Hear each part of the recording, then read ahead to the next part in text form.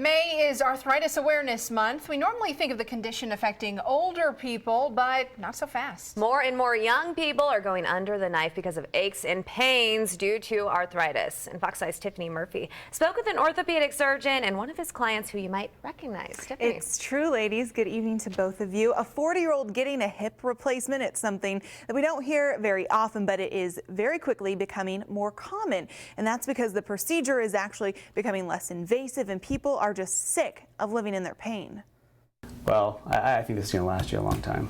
Good. Dr. Parminder Kang at Desert Orthopedic Center has performed hundreds of hip replacement surgeries on patients as young as 17 all the way into their 90s. I think we've gotten to a day and age in orthopedic surgery where we just don't write a prescription for a wheelchair or a cane. We can actually take care of the problem with excellent results. One of his success stories, strip performer Joelle Rigetti. For 17 years, she worked as a contortionist and magic assistant for Lance Burton.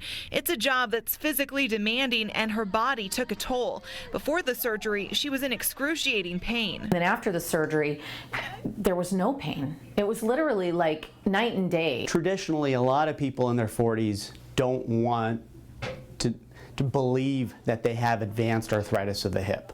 So they're putting up with the pain. Kang says that's because many are afraid of the surgery, but the hip replacement procedure typically takes less than an hour. Patients are walking the next morning in therapy and walking on their own in 3 weeks. We have implants and techniques nowadays where the surgery takes less time, it's less invasive, and the implants last 20+ years. Joelle had surgery in January, left the hospital the next day, and like clockwork, 3 weeks later was wearing high heels and performing as a Cher impersonator. She's pain-free now and even jokes about the 3-inch scar on her hip. It was my first time putting a bikini on since my surgery, and I have a scar. And so I was about to get into this little wading pool, and this gentleman came over to me and he goes, "Wow, what happened to you?" And I said, "Shark bite." And she says he believed her too.